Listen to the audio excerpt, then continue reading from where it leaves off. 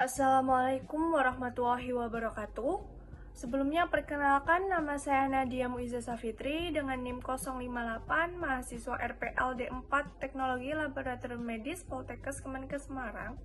Di sini saya akan memberikan materi tentang imunoserologi mengenai pewarnaan imunohistokimia dengan dosen pengampu Ibu Dina Afrianti SSI MKes. Baik, untuk imunohistokimia sendiri bertujuan untuk mendeteksi keberadaan antigen spesifik di dalam sel suatu jaringan dengan menggunakan prinsip pengikatan antara antibodi dan antigen pada jaringan hidup. Untuk prinsipnya sendiri yaitu antibodi spesifik yang mengenali antigen jaringan akan dimodifikasi dengan mengkonjugasikan molekul indikator pada antibodi tersebut, sehingga apabila diberikan substrat akan memberikan warna pada jaringan tersebut. Untuk pewarnaan imunohistokimia sendiri memiliki dua metode, yaitu metode langsung atau direct, merupakan pengecatan satu langkah karena hanya melibatkan satu jenis antibodi, yaitu antibodi berlabel. Namun memiliki kelebihan dan kekurangan, yaitu kelebihannya sederhana dan hasilnya cepat.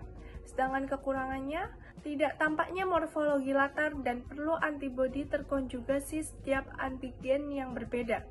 Untuk metode kedua yaitu metode tidak langsung atau indirect, merupakan pengecatan menggunakan dua macam antibodi, yaitu antibodi primer atau tidak berlabel dan antibodi sekunder atau berlabel. Antibodi primer itu dapat mengenali antigen yang diidentifikasi pada jaringan. Kemudian untuk antibodi sekunder akan berikatan dengan antibodi primernya.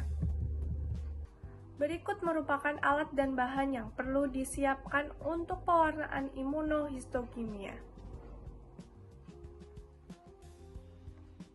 Dalam pewarnaan imunohistokimia diperlukan preparasi sampel, yaitu yang pertama pengambilan jaringan yang masih segar, yang kedua fiksasi jaringan menggunakan formaldehid, 3. Embedding jaringan dengan parafin atau dibekukan pada nitrogen cair, yang keempat pemotongan jaringan menggunakan mikrotom, dan yang terakhir deparafinisasi dan antigen retrieval untuk membebaskan epitop jaringan. Yang kedua yaitu ada persiapan labeling.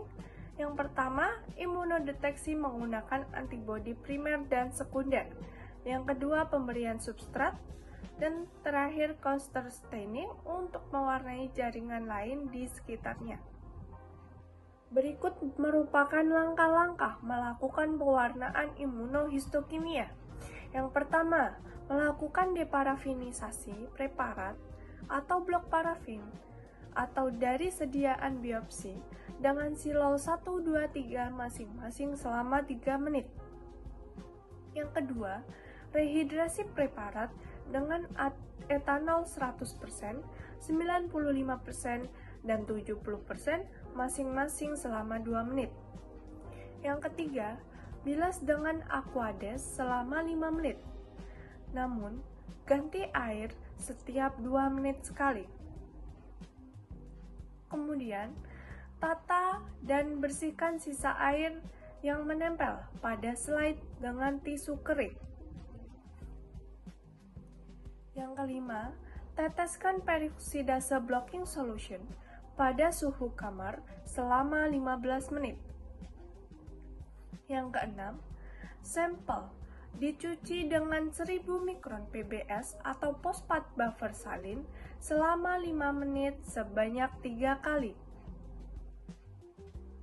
Yang ketujuh, inkubasi preparat dengan kromagen DAB pada suhu kamar 25 derajat Celcius selama 10 menit. 8. Inkubasi preparat atau mewarnai preparat dengan hematoksilin eosin selama 3 menit. 9. Cuci preparat dengan air mengalir untuk menghilangkan sisa pewarnaan. Kemudian, rendam slide dengan alkohol bertingkat dari 70%, 90%, 100% masing-masing selama 5 menit. Langkah selanjutnya, Rendam slide dalam silol 3, 2, 1 masing-masing selama 5 menit. Dan yang terakhir, keringkan dan tetesi dengan mounting media menggunakan entelan dan tutup slide dengan cover glass. Kemudian preparat dapat diamati di bawah mikroskop.